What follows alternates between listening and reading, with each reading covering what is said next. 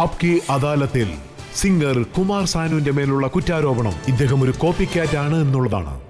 താങ്കളുടെ അച്ഛൻ ഒരു നല്ല ക്ലാസിക് സിംഗർ ആയിരുന്നു, നന്നായിട്ട് പാട്ടുപാടുന്ന ഒരു സിംഗർ. അദ്ദേഹം താങ്കൾക്ക് പരമ്പരാഗതമായ സംഗീതം പഠിപ്പിച്ചു കൊടുക്കാൻ ആഗ്രഹിച്ചു. പക്ഷെ താങ്കൾ സിനിമയ്ക്കുള്ളിലേക്ക് പോയി. എന്തുകൊണ്ട് കഷ്ടപ്പെടാൻ തയ്യാറല്ലായിരുന്നു?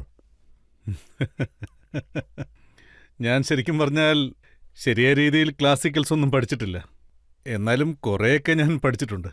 ആദ്യം എൻ്റെ ഡാഡിയാണ് എന്നെ പഠിപ്പിച്ചത്. പിന്നെ ബോംബെയിൽ എത്തിയതിനു ശേഷം കല്യാൺജി ആനന്ദ്ജിയുടെ അടുത്ത് ക്ലാസിക്കൽ പഠിച്ചു. പിന്നെ മറ്റൊരു കാര്യം പറഞ്ഞു, താങ്കൾക്ക് കുട്ടിക്കാലത്ത് അവർ സാനു എന്ന് പേര് വെച്ചെന്നുള്ളതാണോ? അത് പൊതുവേ ചീത്തയായ പാലിനാണ് അങ്ങനെയുള്ള പേരൊക്കെ പറയാറുള്ളത്. പാലില് നാരങ്ങ പിഴിഞ്ഞാലാണ് അത് പിരിഞ്ഞു പോകുന്നത്. ബംഗാളി ഭാഷയിൽ അതിനെ സാനു എന്ന് പറയാറുണ്ട്. ചാന പിരിഞ്ഞുപോയ പാലിനെയാണ് അങ്ങനെ പറയാറുള്ളത്. പക്ഷെ താങ്കളെ എന്തിനാണ് അങ്ങനെ? എന്നെ കണ്ടിട്ട് പുളിച്ച പോലെയും പിരിഞ്ഞ പോലെയും ഉണ്ടോ?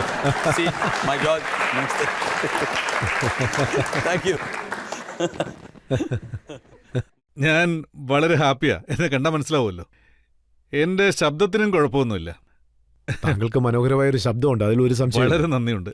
താങ്കൾ പാട്ട് പാടാൻ തുടങ്ങിയതിന് ശേഷം കിഷോർ കുമാറിന്റെ പാട്ടുകൾ അങ്ങനെ തന്നെ കോപ്പി അടിക്കുന്നതായിട്ട് ഒരു പരാതി കേട്ടു. അതിലെന്തെങ്കിലും സത്യമുണ്ടോ? ഉണ്ടെങ്കിൽ പറയൂ. ആക്ച്വലി ഞാൻ കിഷോർ സാറിനെ തുടക്കം മുതലേ ഫോളോ ചെയ്തിരുന്നു, ഇപ്പോഴും ഫോളോ ചെയ്യുന്നുണ്ട്.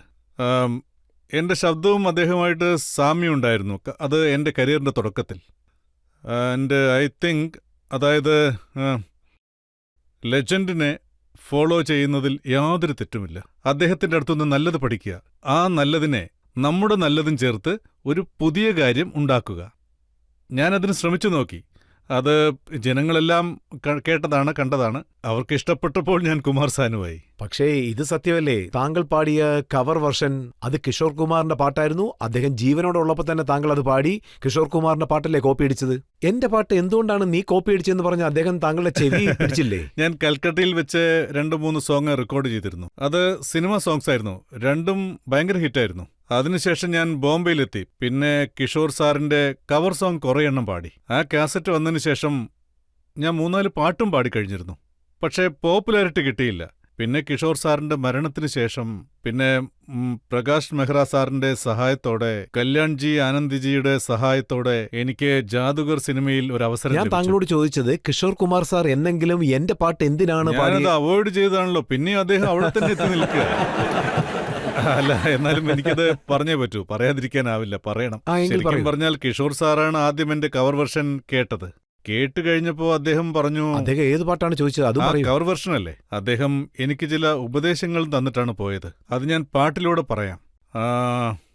ജിന്ദഗി കാ സഫർ ഹൈ കൈസാ സഫർ कोई समझा नहीं, कोई जाना नहीं, है ये कैसी डगर, चलते हैं सब मगर, कोई समझा नहीं, कोई जाना नहीं, जिंदगी सफर है ये कैसा सफर, कोई समझा नहीं, कोई जाना नहीं. Thank you, thank you, thank you, thank you.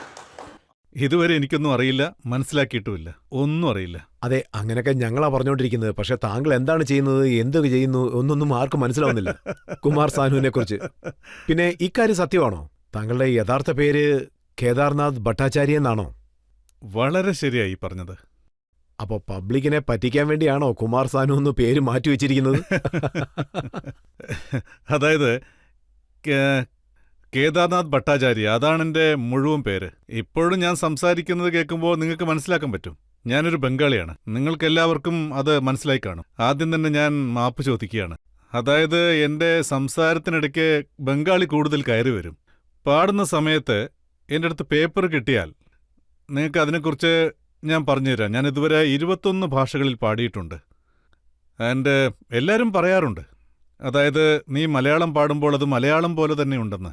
ഇതൊക്കെ ദൈവത്തിന്റെ ഗിഫ്റ്റാണ്. എൻ്റെ കയ്യിലൊന്നുമില്ല, എനിക്കൊന്നും അറിയില്ല. പക്ഷേ ആക്ച്വലി ഞാൻ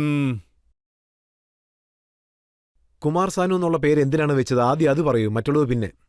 ആദ്യം തന്നെ കല്യാൺജി ആനന്ദി എന്താ പറഞ്ഞെന്ന് വെച്ചാൽ, നോക്ക് ദേ കുമാർ, നീ ഒരു ബംഗാളിയാണ്. ജനങ്ങൾ എന്തു പറയുമെന്ന് വെച്ചാൽ എന്തൊക്കെയാണെങ്കിലും ശരി, നിനക്ക് പ്രൊനൗൺസേഷൻ ശരിക്ക് വരില്ലെന്ന് പറയും. നിന്റെ പേരാണ് നിന്റെ മൈനസ് പോയിന്റ് എന്ന് പറഞ്ഞു. ഞാൻ പറഞ്ഞു എന്റെ പേര് സാനു ഭട്ടാചാര്യ, അത് തന്നെ വെക്കാമല്ലോ.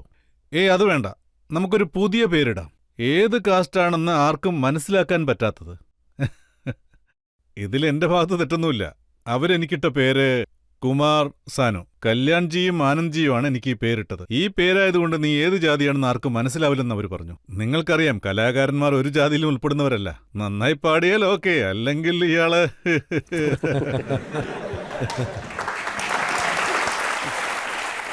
ശരി സാനു സാർ, ഈ കാര്യം സത്യമാണോ? അതായത് കിഷോർ കുമാർ സാർ ജീവനോടുള്ള കാലം വരെ അദ്ദേഹത്തിന്റെ പാട്ടുകൾ താങ്കൾ പാടി, എല്ലാ പാട്ടുകളും പാടി, പക്ഷെ ഒന്നുപോലും അങ്ങോട്ട് ഹിറ്റായിട്ടില്ല. അതെ, ഒരു പാട്ടും ഹിറ്റായില്ല അദ്ദേഹം ഉള്ളതുവരെ. പിന്നെ അദ്ദേഹം പോയി കഴിഞ്ഞപ്പോൾ ഞാൻ അദ്ദേഹത്തിന് പകരമായി പാടി. അതായത് ജാദുഗർ എന്ന സിനിമയിൽ. പടം ഭയങ്കര ഫ്ലോപ്പായിരുന്നു. അതില് എനിക്ക് ഒരേ ഒരു നല്ല കാര്യം സംഭവിച്ചു. അതായത് അമിതാഭ് സാറിന് വേണ്ടി ഞാനൊരു പ്ലേ ബാക്ക് ചെയ്തു. എവിടുന്നൊരു ചെറുക്കൻ വന്നിട്ടുണ്ടെന്ന് പറഞ്ഞു, അമിതാഭ് സാറിന് വേണ്ടി പാടിയെന്ന് പറഞ്ഞു. അതെനിക്ക് അഭിമാനമായി മാറി. പടം ഫ്ലോപ്പാണെങ്കിൽ ഇൻഡസ്ട്രിയിൽ ഞാൻ നിന്നു. അതിനുശേഷം എനിക്ക് ഒരുപാട് പാട്ടുകൾ കിട്ടി. അമിതാഭ് സാറിന് വേണ്ടി ഒരുപാട് പാട്ടുകൾ പാടി. So definitely it's my plus point. Public ഇവിടെ വന്നിട്ടുണ്ട്. അവര് പ്രോഗ്രാം തുടങ്ങുന്നതിന് മുൻപ് ഒരു റിക്വസ്റ്റും പറഞ്ഞിരുന്നു. താങ്കളുടെ ആദ്യത്തെ പാട്ട് ഹിറ്റായില്ലേ, ആ പാട്ട് ഇവിടെ പാടണമെന്നാണ് അവർ പറയുന്നത്. അത് താങ്കളുടെ പാട്ടിൽ ഏത് പാട്ടാണ് ആദ്യം ഹിറ്റായത്? നിങ്ങൾ പറഞ്ഞാൽ വിശ്വസിക്കില്ല. എന്റെ ഏതു പാട്ടാണ് ആദ്യം ഹിറ്റായെന്ന് വെച്ചാൽ, അതായത് ആ പാട്ട് जब कोई बात बिगड़ जाए, जब कोई मुश्किल पड़ जाए, तुम मेरा साथ मेरा ओ हमनवा, न कोई है न कोई था जिंदगी में तुम्हारे सिवा, तुम मेरा साथ मेरा ओ हमनवा,